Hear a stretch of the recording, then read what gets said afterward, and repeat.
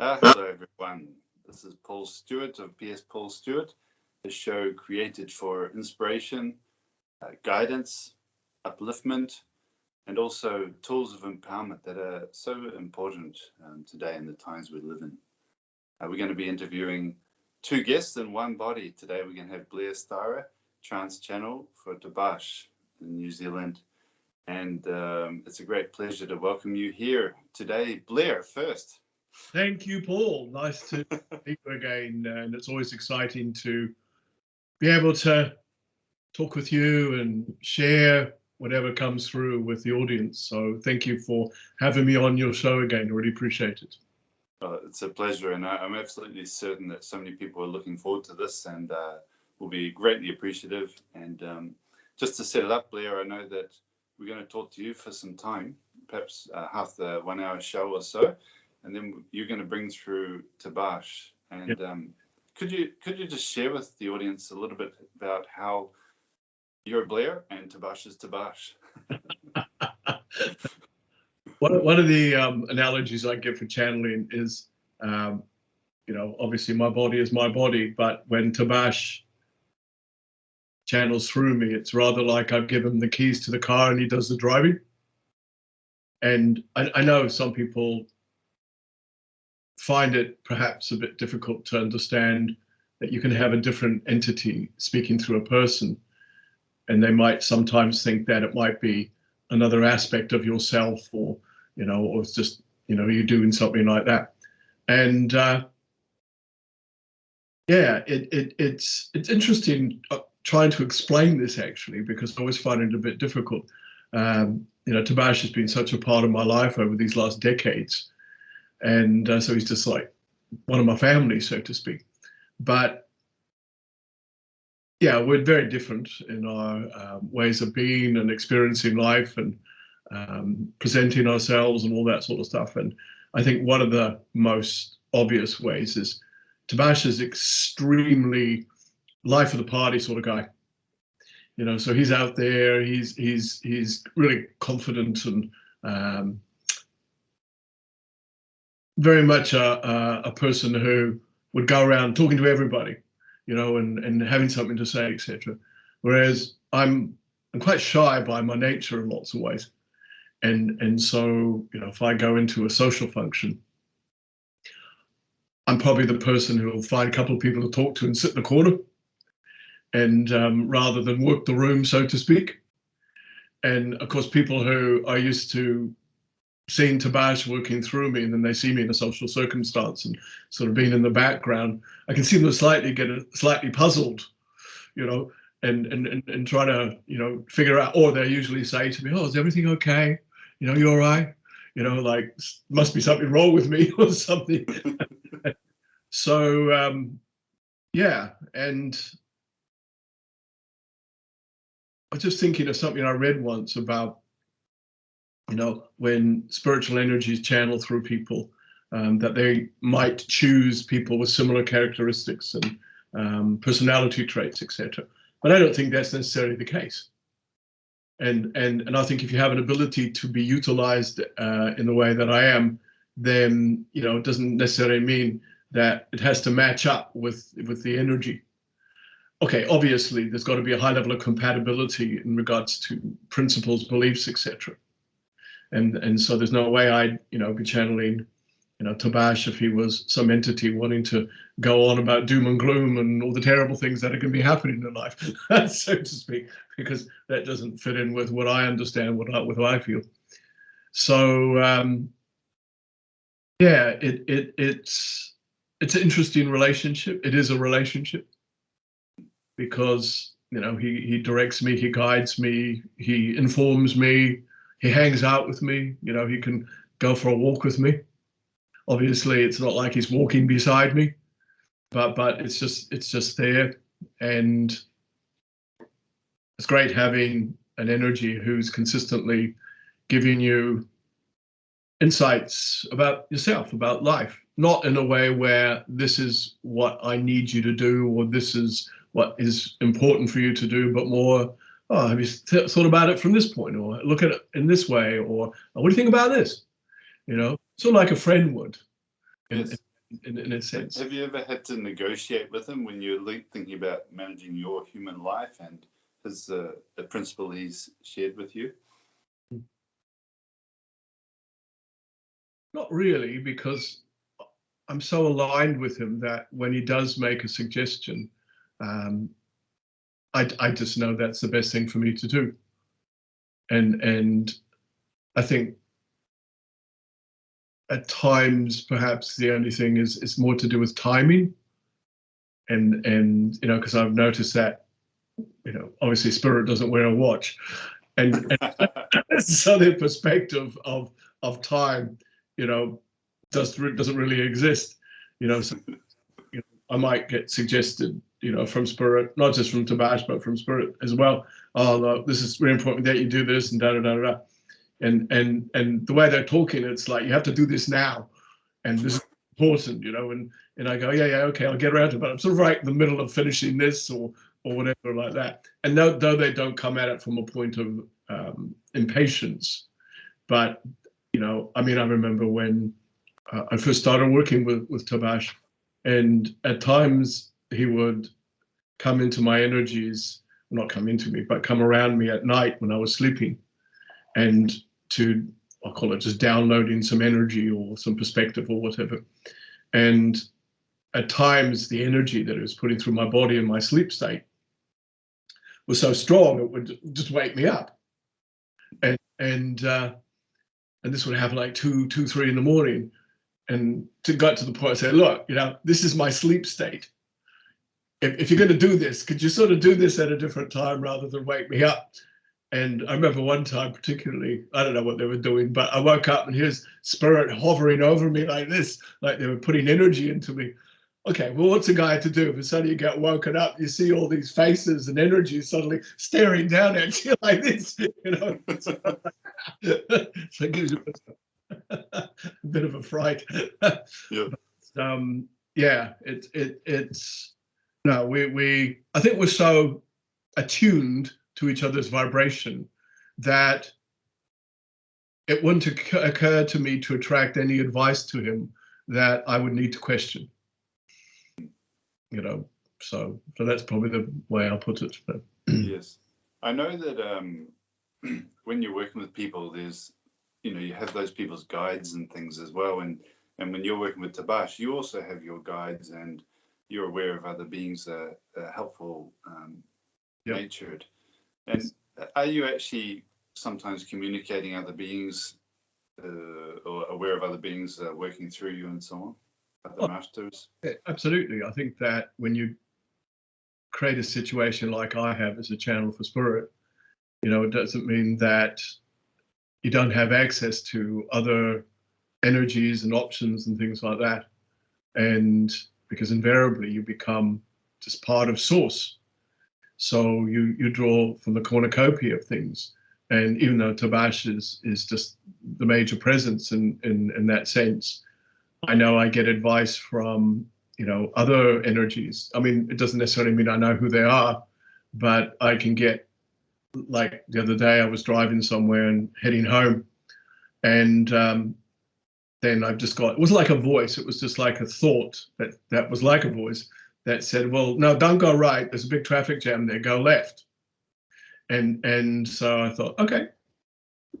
So I turned left, and then I had my radio on, and then suddenly it said, you know, oh, big pile up at Mount Victoria Tunnel, you know, about an hour's wait, which was the area I was going to go. And so it's like, thanks, dude, whoever you were. Yeah.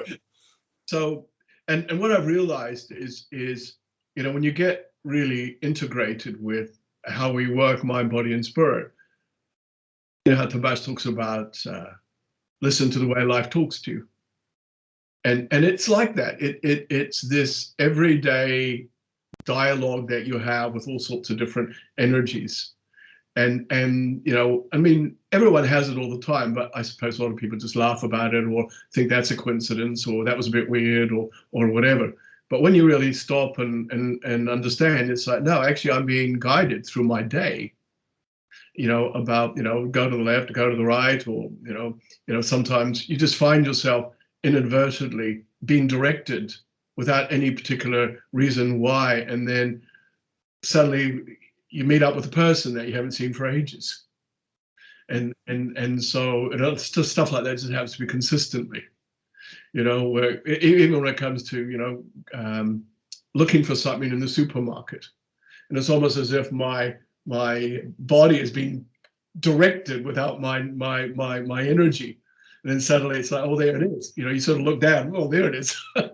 and just stuff like that. And I mean, again, this is just normal. I think that lots of people experience that sort of thing. So, but of course, the thing is always ask as well. And the amount of times I've been running around trying to look for my car keys and then finally find them. And then, as I've said to Spirit, why didn't you tell me where they are? And they go, well, you didn't ask. Yeah. Do you think people, I know I've known Tabash quite some time and we're soul brothers. And, but I remember seeing Tabash the first time in a public situation, and it takes, it's kind of a awesome experience, and you're kind of wrapping your head around it a little bit for a while. Do you think some people will just totally freak out with this type of thing? Oh, absolutely. And I'd be surprised if people didn't.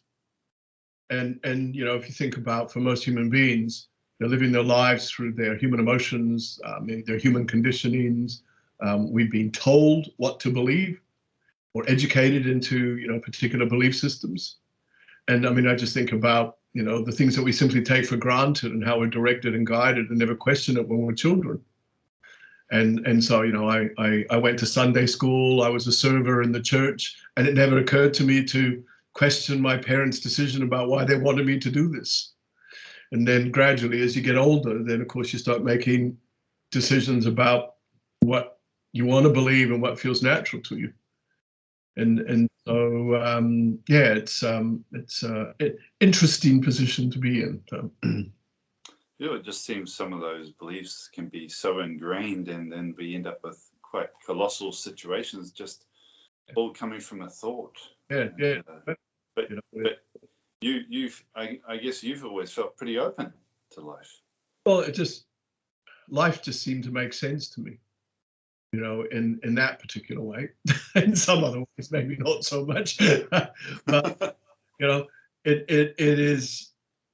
This whole soul stuff and spiritual understanding and, disembodied spirit entities and guides and all that sort of stuff.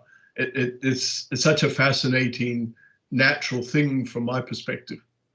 And so I was always curious and always open to lots of possibilities and not just diving into situations, but stepping back and getting a sense and a feeling of something.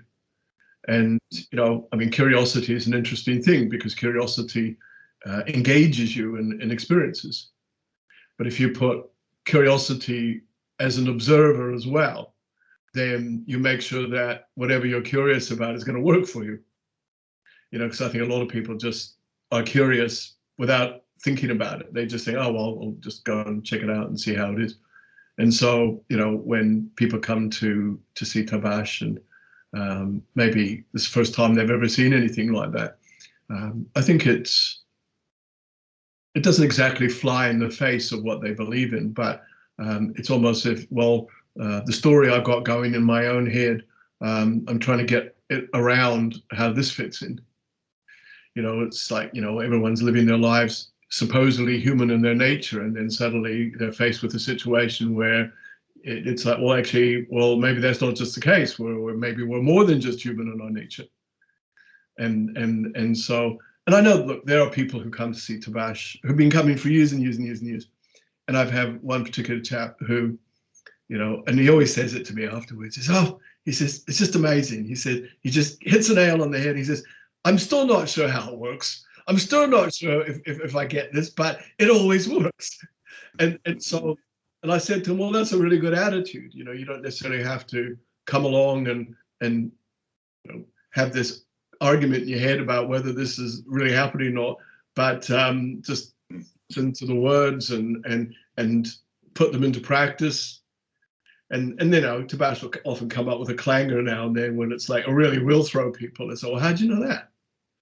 Yeah. And often when I come back and people have shared that with me, they're looking at me and often quite puzzlement, but also sometimes fear, because it's like, oh, hang on a minute, is he going to know all my deep, dark secrets and all that? And I think a lot of people actually look at it like that. And the thing is that, Spirit's never going to put anyone into any position which is going to embarrass them or unsettle them as such.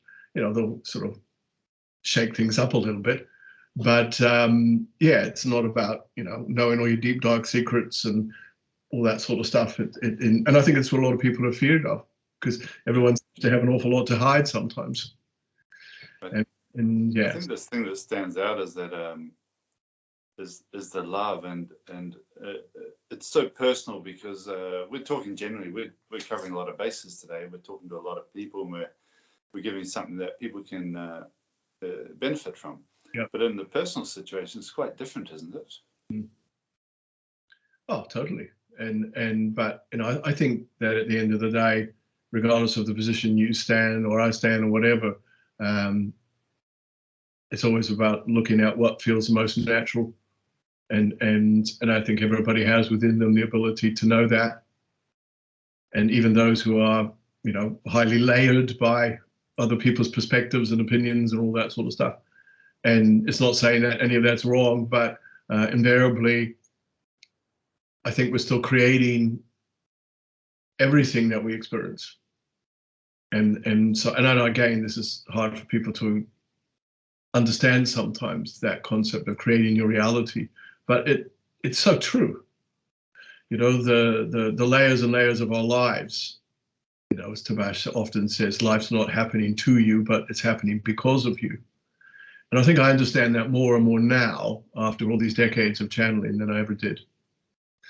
Simply because of my own observations of myself, but also observations of people I've known for a long time and grown up with them and watched how they've created realities for themselves, and by their attitudes and ideas and energies, etc.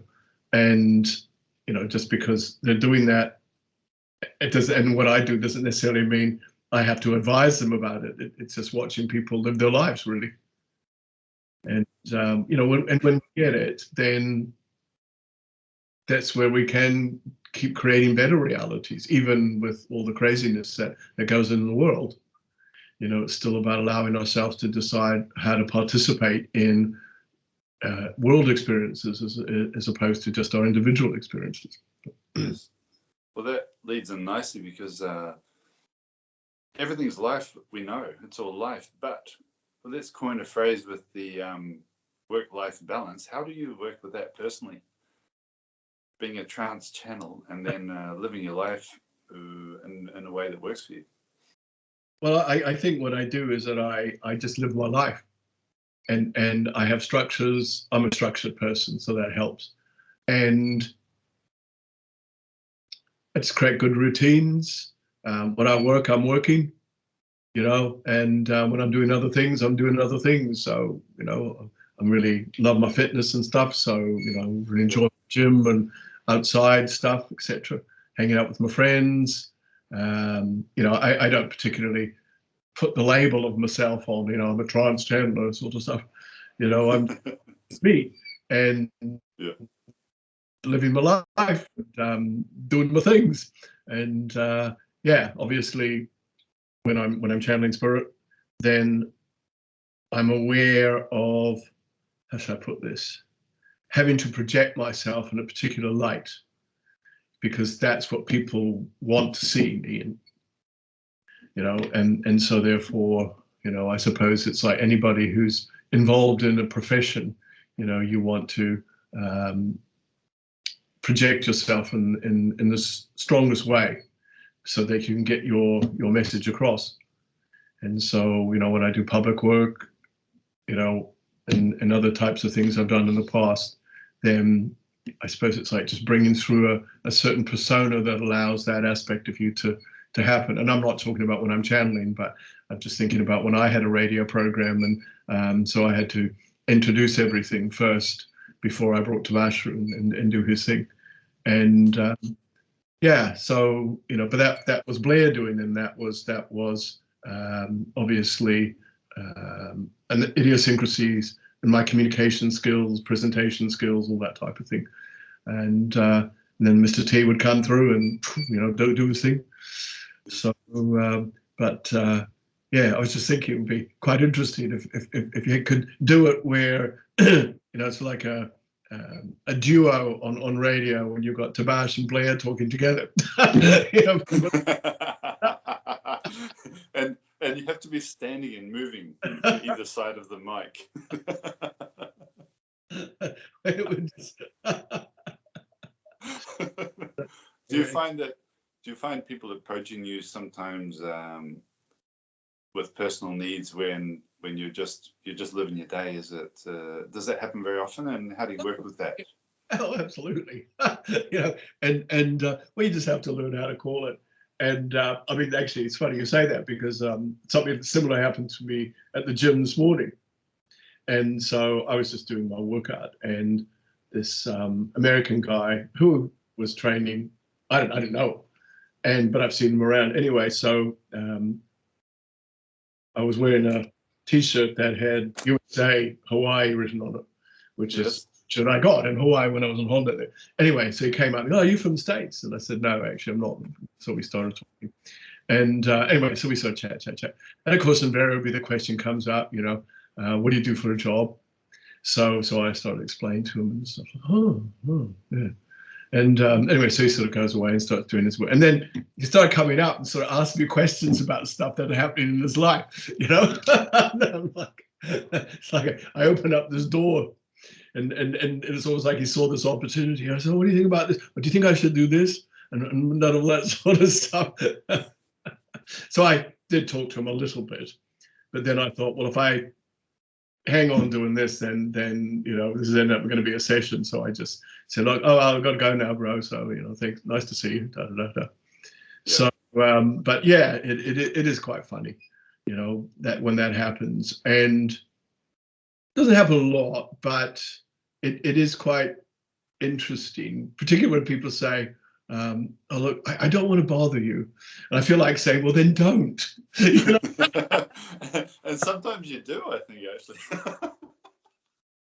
But there are times when Spirit definitely directs you into a situation that someone needs a particular brand of magic or a bit of advice or whatever. And I always know when that happens. It's just you can sort of see it coming. You're in a situation, and then suddenly somebody says something, and it could be in a social circumstance, could be at the gym, it could be in the supermarket or something like that. And it's like Spirit says you need to go and stand by that person or talk to them or whatever. Well, you've had similar situations, so So, but I was thinking the other day when I was going for a walk that, when you're in a position like I am and you do it for such a long time, then invariably you get to the point in your own belief that your whole life is about service. And obviously you set your rules for yourself, but yeah, from my perspective now, I always believe that the minute I'm walking outside my front door, the energy that I'm producing can create good results. Yeah. And so it's like you never miss an opportunity to turn some lights on, perhaps, is a good way of putting it. So yeah. Do you ever feel like some people are I'm thinking of other light workers and people that are working in service in different ways that are listening. Do you ever feel that you get those people that come along that they're going to ask but don't necessarily going to do anything? It just drains you, that sort of draining feeling? You get those people. Personally, I don't feel drained simply because I won't allow that to happen. And from Tabash's perspective, he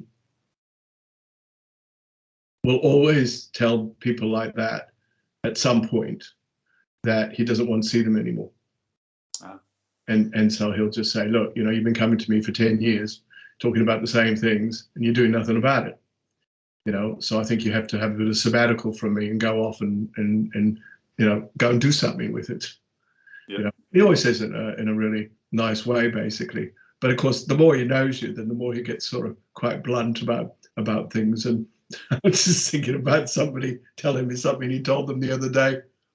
And this is a person who's been coming for at least 30 years and, you know, really spiritual and, you know, all that sort of stuff. And anyway, they were going on and on apparently about stuff that's happened to them in their life, you know, and just going over old stuff, you know, raking over old coals, that sort of things. And apparently they sort of blattered on for about half an hour, you know. And so Tabash was just sort of sitting there staring at them, you know, like, what are you doing? Like this. And then after they've got it out of their system or whatever, the person says to Tabash, well, what do you think about that? Like that, see? And apparently Tabash just looked at him and went, who cares?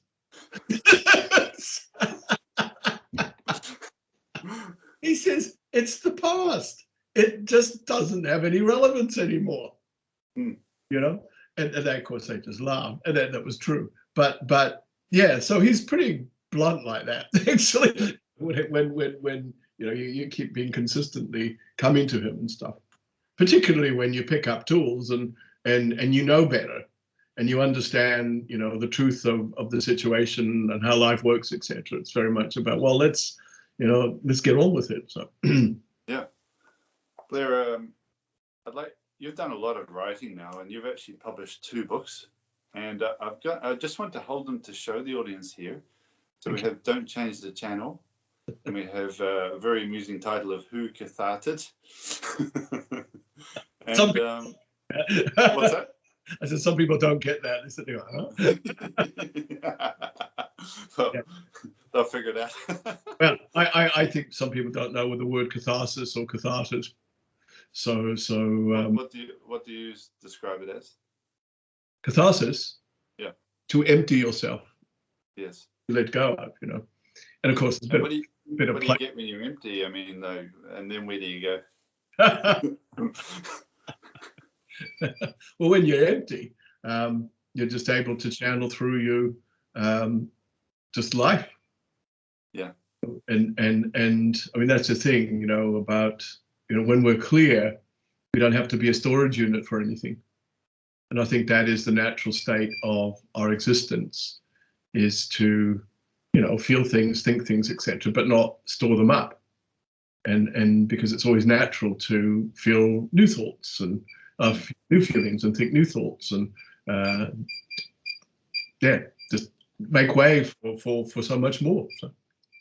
Well, I can say there's just so much empowerment in these books, and there's actually some wonderful tools.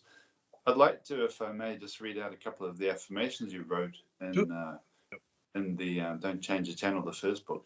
Yep. So here's a few of them. I am here to live my life. I know who I am and what is authentic to me.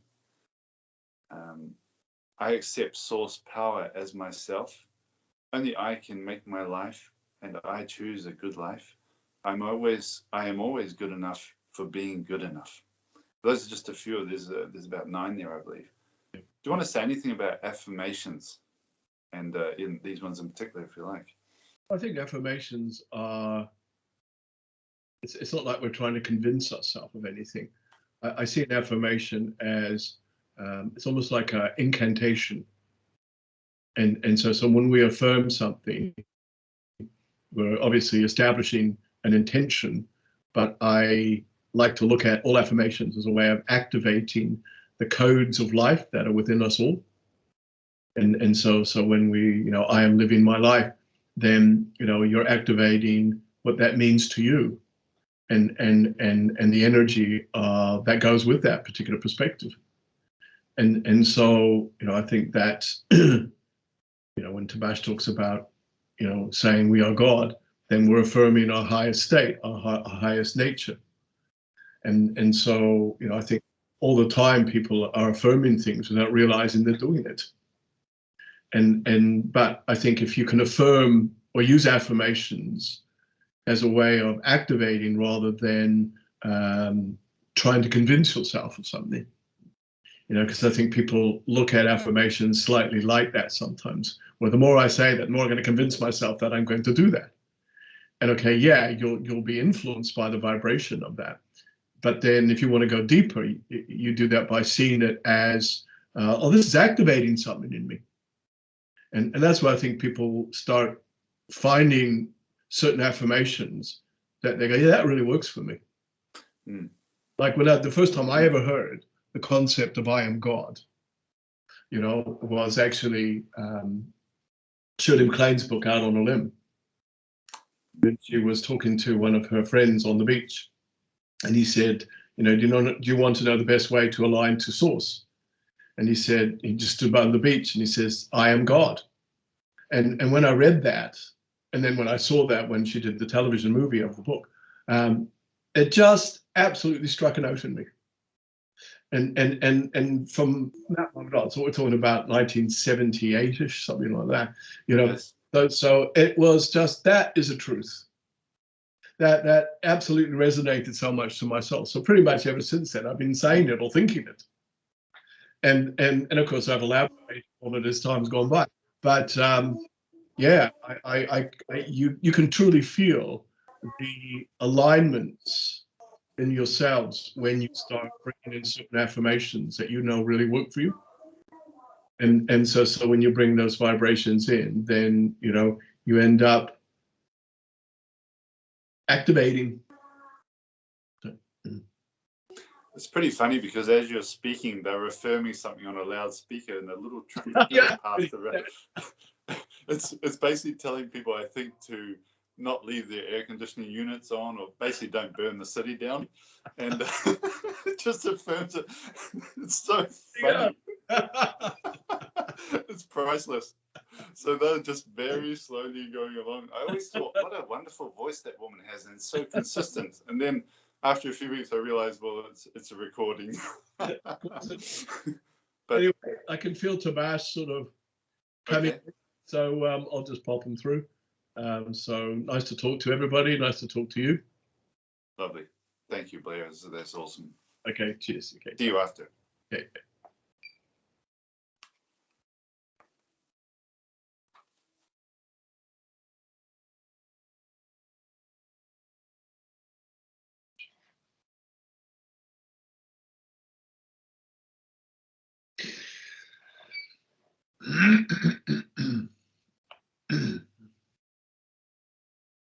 I can assure you I have my air conditioning unit on. Very nice. Hey, welcome, Tabash. Great to see you, and thank you so much. It's nice to be able to talk to everybody again. And aren't you all doing well? I really believe that. I remember talking at some point about last year, November, that around November, there was going to be a corner that was turned. And so the original impact of the original shift of consciousness has actually settled now. And so when everything started happening around 2020, and that initial impact and the way everything started to shift and change, well, that energy doesn't exist anymore. So even though it's still in a position of dismantling, it's better than what it was. And from our perspective, people have seen themselves in a different light. And by seeing themselves in a different light, they're understanding the enormity and the enormous implications of the changes that are being made, but also the changes they're having to make within themselves. And yes, it's still raw. Yes, it's still rather brutal at times. But being raw and being brutal, doesn't mean that you're heading towards a position of disaster. And so that's why it's so imperative to keep stepping back and seeing the bigger picture. So by doing things, you keep things into perspective. Otherwise, it becomes very easy for people to get focused only on one part of the picture and then give themselves the impression that nothing else exists. And of course, everything exists. And that is an interesting way looking at it, because I think that's exactly what human nature is doing now. How do we want to exist? How do we want to exist on this planet now? Mind, body, and spirit.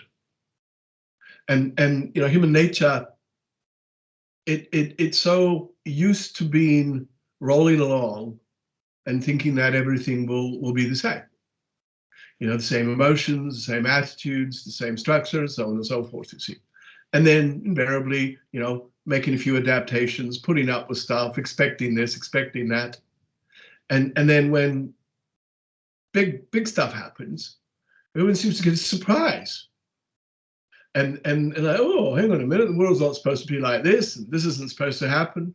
But then I would say, well, then what is supposed to happen? And it's just life. It's the evolution, the ongoing of creation.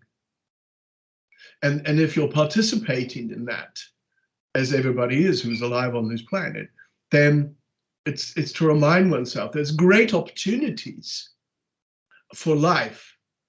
And it may not be in the way you thought it would be, but it's for you to see it in a different light. And so that's where, when lights are turned on and human nature becomes a lot more aware of their higher nature, then they realize it's their higher nature self that is sensing things and seeing things and feeling things. And of course, that shouldn't be at the cost of your human nature, but to profit your human nature, because it allows you to bring through a whole new way of experiencing life. And so this realignment that's occurring at this particular point, you know, it's happened so many times through human history. And of course, you know, the unfortunate thing about human nature is that it tends to use conflict as catalysts for change. So to us in spirit, it is a observation thinking, well, here's human nature on earth still being heavily involved in conflict as a need to learn.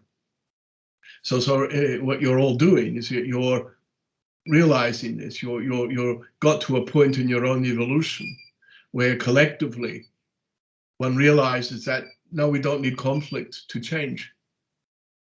And so of course, when there is still an enormous amount of conflict around in all sorts of ways, not just from wars, but from conflict of interest and emotions, and you know, you name it, it's just all around. And this is where it comes down to the individual experience of everybody. And when you have a level of awareness, well, then you realize that, okay, I as an individual can make this enormous difference.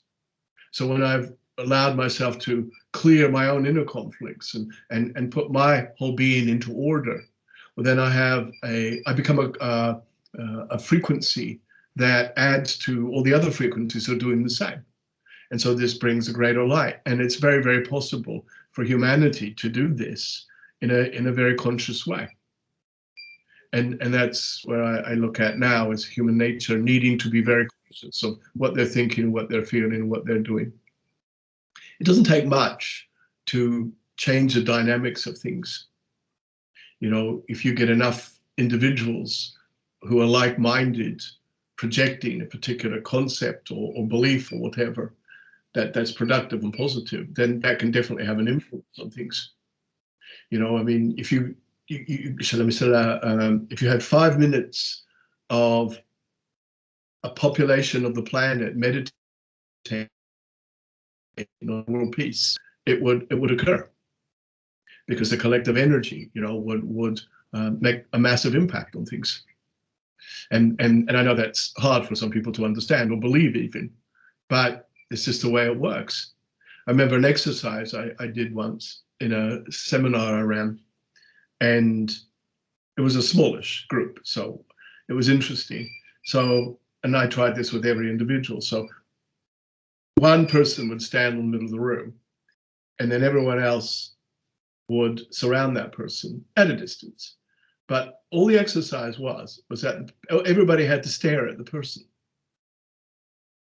And it was quite fascinating what some of the responses were. You know, you get those who would, you know, stare back, you know, and then you would get those who would suddenly burst into fits of hysterical laughter and uncontrollable, like this couldn't stop. You got those who burst into tears. And then you got those who suddenly look down and they just don't want to engage, and they suddenly got all, it's like they were shutting down and closing down basically. And so everybody's response to a sort of situation like that, it brought something out in them that they needed to look at or understand within themselves, basically. See, and some people got angry. It's just like, and it wasn't like anyone was doing anything. People just staring like this, you see, and it was just this vibrational thing. And so it was interesting too, because it's in human nature terms, everyone's aware of seeing, but are they really looking? And okay, I'm not suggesting everyone has to go around and stare at everybody, but if you think about it, the more you know someone, you know that person because you're looking at them in lots of ways. So if you want to understand how to look at the planet itself and understand how things to work, you have to look at your own role that you're playing and what you're projecting, how you're looking at things, and not just from your human perspective, but from your higher perspective as well. And you get lots of people who project a particular energy, and yet their motives might not be particularly altruistic. So they might be talking about happiness and joy and all that sort of stuff, but they're not particularly projecting a positive motive for why they're actually doing that. It's a bit like someone who's a skeptic, but just in case God exists, then they have to go and do a whole lot of good deeds. And it's almost like they've got a list, they're ticking them off, like, walk the dog and took the garbage out and, like gaining extra brownie points, but of course not having a relationship with the energy. I mean, that's the thing. It's the relationship you have that determines what your result's going to be. And so doing a whole lot of good deeds and always being kind to people, but not believing in the energy or having a relationship with that belief system is not really going to do anything for anybody or you. And people sense that because it doesn't come across as genuine.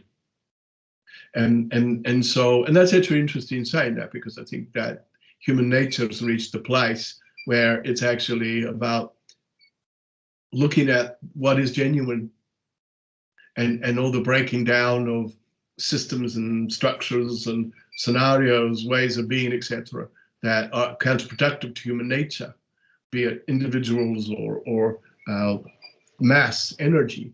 It is very much about, what is real, what is genuine to me. You want to ask me a question? Yes, I do. Well, I was talking with Blair actually about affirmations, and I'd like to revisit that a bit with you, Tabash. Yeah. And do you have even some in particular that are worth really highlighting at the moment? Well, as Blair was saying, an affirmation is a way of activating the codes of life. And so I think that as an individual, it would be good for every human being to understand what affirmations they feel affiliated with that create the energy of rather being like commanding. So you're informing your human nature from something higher. And it's like, as I've taught in the past, just simple things like, I'm God walking down the road, I'm God at the gym, I'm God at the supermarket, that type of thing. But again, getting back to what I was saying before about having a relationship with Source, you have to have a relationship with the energy of what you're affirming for it to work. So if you just sort of toss it off like a thought or a feeling or whatever, well, it's not going to activate anything. And okay, but it doesn't mean you have to walk around saying it endearingly or, with great power all the time either. And so it's finding a place where it's like, yeah, I really relate to that concept or that affirmation or that belief. And I think particularly when you're wanting to affirm things for your health and well-being, then you've really got to have a really loving, positive relationship with your body. And you could, tell your body, you got to be well, you bastard, isn't probably going to do your body much good. You might have to bleep that word out. No, let it go. Yeah, but and that's where I always believe in the preparation before you start affirming things.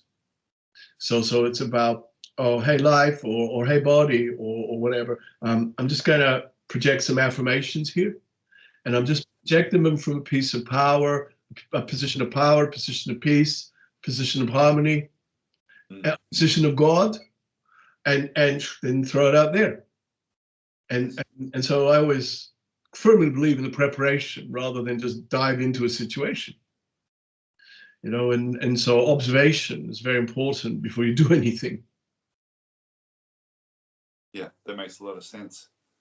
I want to ask about children a bit. I mean, I just love children. They I just get so much joy, and they're important to me in the sense of encouraging them and letting them be, and enjoying them, enjoying their gifts and their individuality, and recognizing their power and their voice. And I'd like to ask, what helps children stay connected as they get older, and then conversely, what helps adults remember?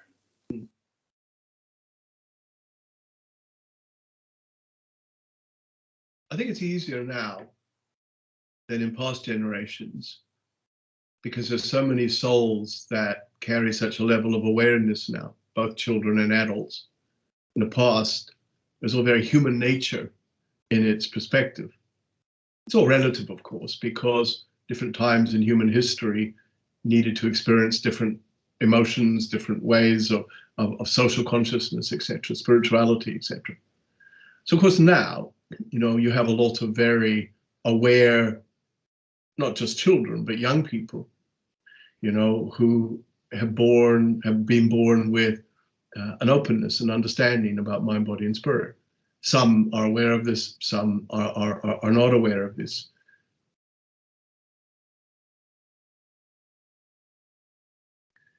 A lot of these children are choosing to be born to aware parents, and therefore it makes it easy for that soul to have a really good platform from the beginning, where those principles on those levels are installed in them right from the very beginning, so that therefore they never lose sight of how life works and what the formula is. And it's not a hard thing to do. It's just a matter of talking to young kids and engaging with them, and bringing in the mind and the body and the spirit in a very normal way. It's not about making a big deal about things. And I think the thing to remember with children is that they understand things in very simple terms, and they approach things in very simple terms because they're not brought in emotional complications. So when children are still quite young, they're not running their lives through their belief systems intellectually, or through their human emotions that have been programmed into them. So there's a natural clarity about them and a natural instinctive energy within them, which aligns them with all the formulas that make sense to them. So that's why it would completely make sense to go over to that drunk man sitting over on seat over there looking really sad. Whereas for the parent would say, no, don't go to those people, they're no good, they're all that sort of stuff. But that the soul of the child doesn't see that. And that's where they would go up to somebody like that and go, hello, and because children are all about giving life. And of course, obviously, as anybody grows and you get involved in the systems of human nature, it's not that you lose your abilities, but they become rather clouded up by a different story. And therefore, the more you pay attention to that story, then the cloud gets denser. But of course, none of that ever goes away. And I think now with these young people who are alive, even their presence is changing the world. Even their presence is putting a smile on someone's face. And of course, these souls, they're the new generation, as they say. They're the people who collectively will house this planet. Ooh, big fly. and I wonder who that is. And so it is, fascinating to watch how evolution presents itself. So it's allowing these children to come your way, and then obviously in some people's cases, it's about how to keep these souls aware. And there's things that are happening as more people become conscious of how things are in regards to education and spiritual development and all that. So it has to be an evolutionary thing as well. You can't just gather all the kids together and send them to spiritual school and say, this is what you're doing now. And that's what, they've done in the past, where instead of spiritual school, they sent them to religious schools and say, right, this is what you have to believe. This is what's true. Whereas now it's all about, well, what's true is what feels natural. And what's true is what brings joy and what brings love and what brings harmony and what brings peace and what brings, togetherness. So it's going to be interesting to watch over the next 50 years, just what unfolds in regards to, some of these little toddlers now. And because these are the peacekeepers of the future.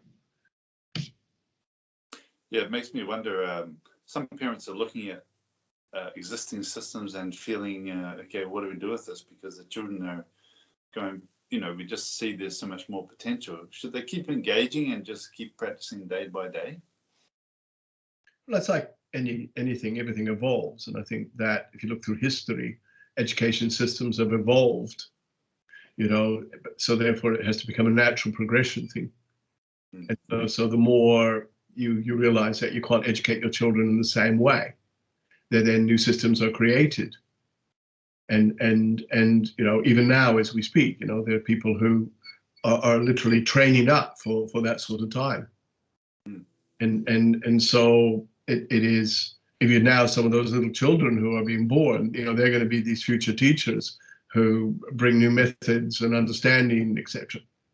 And so when you look at all systems, everything has to break down. It's just natural for that to happen. Okay, breaking down doesn't mean a negative thing. The dismantling of social consciousness, education systems, everything has to happen for things to move on. And again, getting back to what I said before about the dismantling of the need for conflict, makes way for the light. And yet humans seem to be very addicted to conflict, even if they don't want it. And I think one of the things there is that they simply accept it as a part of life. And I think if people stopped accepting it as a part of life and realized there were choice, then it can change things. And this is where these children now, they're not accepting conflict as a part of their lives. And therefore, if there is conflict, then they react very strongly to that. Yes. And because it's a total anathema to them.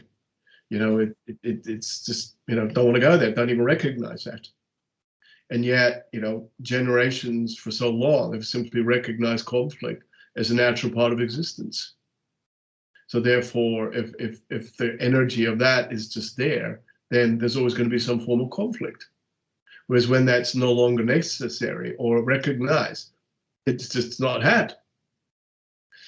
And so this, you're in this turnaround in regards to that now. So yes, in line with this, I often think that word disruptive, that's got an element of that conflict too, whereas it could be just simply creative rather than in opposition to something. Create. Yep. Would that be accurate? Of course, absolutely. And you are creators. And what do creators do? They create. And often people ask me interesting questions, when I'm doing seminars or personal sessions. And I remember one person said to me, "What does God think?" And I said, "Well, God doesn't think. God doesn't have thoughts." And everyone, of course, a little bit confused. Well, how can you create without thought? And I said, well, that's exactly how God created everything, without thought. Just God created. And so God didn't sort of sit there one day in its nice little space thinking, I wonder what should I create today? Should I do another universe, or should I do another planet, or another group of souls? I'll think about it and see where I go. When you get into a place, you've experienced this. I don't know, lots of people who are listening have experienced, when you just understand life as a feeling.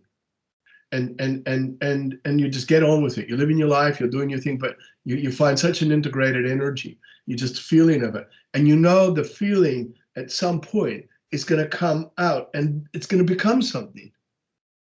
And so imagine God just being, and then this amazing energy just coming out of God. And then it becomes another universe, or it becomes another, planet or something. And so that's how it works. It's just this force of energy that's consistently creating itself and expanding itself, basically. See, and I got a funny picture suddenly as I said that. Imagine it a bit like, I don't know if you remember those old lava lamps. Yes. And how it would go up. Anyway, can you imagine the energy coming out of God, a bit like the lava lamp thing, sort of like this, and sort of floating around, in some weird shape, and then suddenly taking shape and turning into something. Yeah. So, but so it's interesting, because I think in human terms, thinking is a way of directing the force that is life. But of course, if you're thinking from the higher part of you, you won't engage in human thinking that gets in the way of the clarity or the power of the actual energy. And that's where, human thinking puts labels on things, and it turns it into something completely different. So you could take a clear, pure thought, and you could start putting labels onto this. Oh, this only works for that. This only works for that type of thing. And then suddenly it's like the rules of thinking.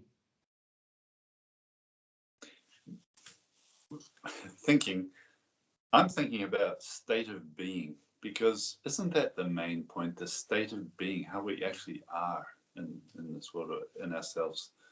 Yeah, totally. And that the state of being is where you're not directing your life through your emotions or through your thinking, but just from your state of just existing. And for that to be experienced, it's not a hard thing. You don't have to go and look for some seminar or something to learn this. I think it's very easy for any human being to just sit quietly for a moment and then just concentrate on just being. And I know humans go, well, how do you stop thinking? How do you stop feeling? I said, well, you don't. But what you do is yourself into a state of being. Then invariably, you moved into I'll call it a different state of consciousness. And as you move into that state of consciousness, then you still the thoughts, and you still the feelings, you still the emotions, and then you just exist. And in your state of existence, it's like a state of being, in a way. Well, not in a way, but it's like let everything be there, and just allow. And if you're at peace with it, you'll experience a state of being. But if you try to, no, that thought's coming, I've got to get rid of that first, and all that type of thing, well, then you're not going to get into a state of being. And so because you're creating too much awareness of what's going on all around you and what you hear and what you think.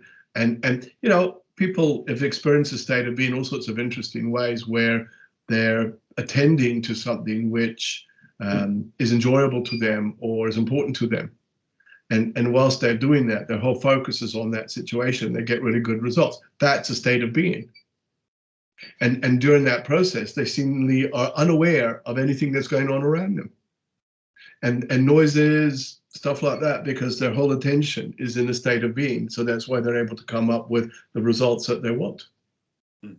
And whether it's, you know, painting a picture or cooking something or working on a report for work or whatever, you know, it's like suddenly you're in the moment, you're in that zone, as people say. So. From a state of being, what do you think unites humanity at this time?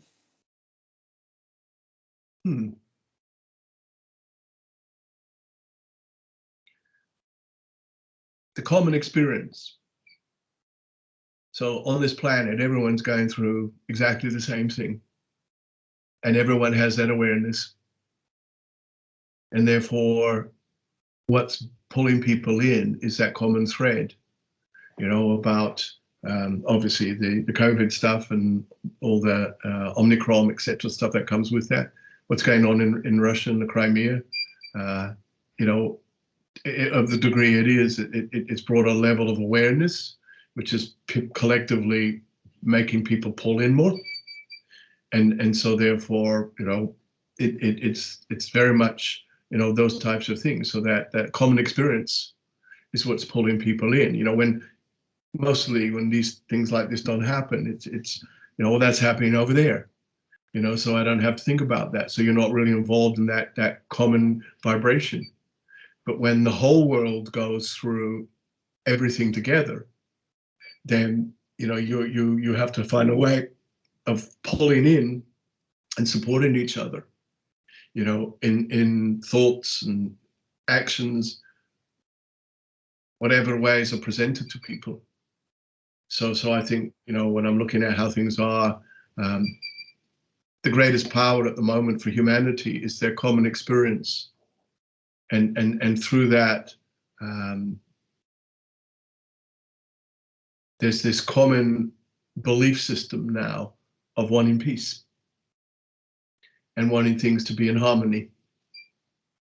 Perhaps that's why some people feel some emotional frustration at this situation, because it's that underlying desire that we actually want something really wonderful now. Yeah. Well, I think rather than say we really want something really wonderful, it should be more, we are something really wonderful. Mm. And let us all be this wonderful energy together. And therefore, as we project that, then we'll infiltrate and push away all the counterproductive frequencies. Mm. And you know, there's a lot of energy that's awoken within human nature now that is very, very soul-based. And because of that, it means that there's been a great activation amongst other dimensions as well that are now available to humanity.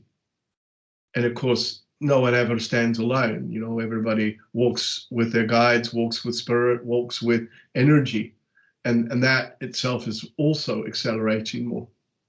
And that's why it's really good to put out the thoughts to God, to spirit, to consciousness, to dimensions, whatever, you know, and just pull it in. But not in a sense where expecting that energy to fix everything. You know, because that's not what it's all about, never has been. It's more about, all right, well, we're all collectively at this point in our life on Earth. We need your inspiration. We need your guidance. We need your mentorship. We need you to direct us to our power source so that therefore we can change things. And so for any being to expect somebody else to change it or to fix it is a high state of arrogance and a high state of naivety, you know, and it's like someone making a lot of trouble for themselves and other people, expecting someone else to sort it out, you know, and it's never worked that way. And so that's why when human nature embraces their higher nature, then they activate the power in them to change things. When you look at humanity and the world right now, what do you see really standing out as being something quite truly wonderful? And what are some of the potentials just sitting there like ripe fruit that people can reach for? When you asked me that, I thought about the phrase, united we stand. And I think that's one of the powerful things at this particular point that's occurring. Whereas human nature is learning how to stand more equally with each other, more peacefully with each other, more honestly with each other. I think they're still sorting out the deals, but from the collective perspective, there's, for want of a better cliche word, there's been an awakening, and people are awake to the possibilities, potentials. And I think that rather than wait for everything to even out and get better, it's for every individual to look each day at the success of the day and find the things they can reach for in their day-to-day lives. And I'm not talking about survival mode here. I'm really talking about, successes. And the realization that, yes, there may be suffering in the world, but to also respect that, well, I don't have to be in that position.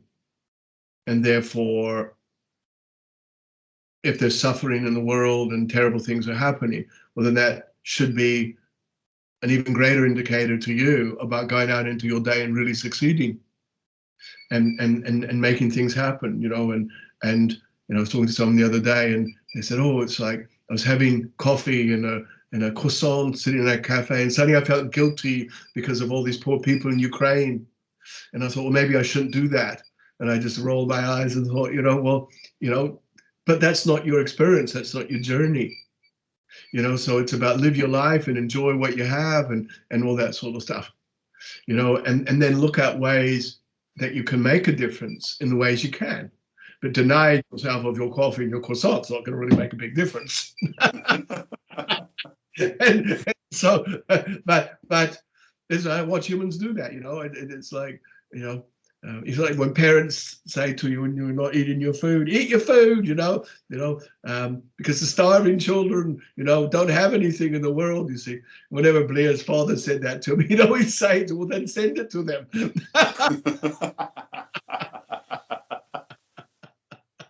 He got a clip across the ear. Yeah. Anyway, I must go. Oh, well. Well, thank you very much, Tabash. Absolutely wonderful, and I love you, and thank you. Blessings to you all, and we'll talk again soon, I think. Okay. Great.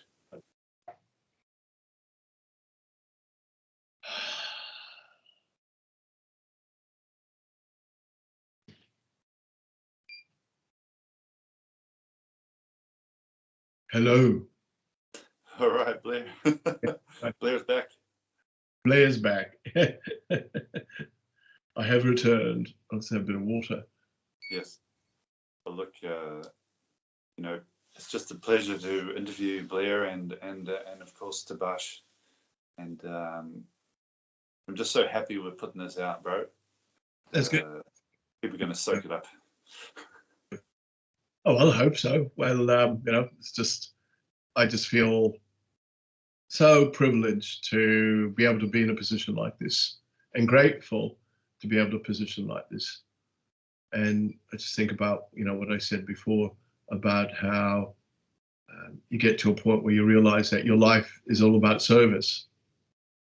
And it's quite interesting because inadvertently you just find yourself being drawn into offering up some opportunity like that, to present itself out of the blue. So it's not a coincidental thing. Okay, we all have free will about whether we see it through or not, but that whole thing about how we are all here to serve each other always keeps coming up for me a lot at the moment. So I think a lot of people resonate with that.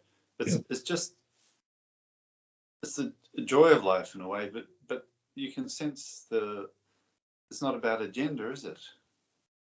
Oh, no, of course not. And that's probably a good point to make, because, I think a lot of people lives is full of agendas, whether it's consciously or subconsciously. And then when you're just doing it because you're doing it, then it just changes the dynamics of it once. And I remember this years ago, this person who had seen Tabash a few times, but then I hadn't seen him for a while. And then I heard through the grapevine that they were going through some stuff and quite a lot of distress and stuff. So I just rang them up and said, "Oh, how are you?" And da, da, da, da, da, like this. And I knew they were in a sort of a situation that was a little bit difficult for them to afford to do anything. So I said, "Oh, look, why don't you come see Tabash? It's on me." And the sort of person sort of like hesitated. They go, "Really?" I went, "Yeah, no problem." And well, why? You don't really know me. And Blair said, "Well, this is just the thing you do sometimes, isn't it?" And then he goes, "Well, people don't do stuff like that." And I know people do, but I sometimes ask. I always ask my higher self in the morning, how can I be God more today? And always give me little indicators. And often it will say, show an act of kindness to someone today. And so, it's not that I go seek it out. People go, "Can I show you an act of kindness?" People step back.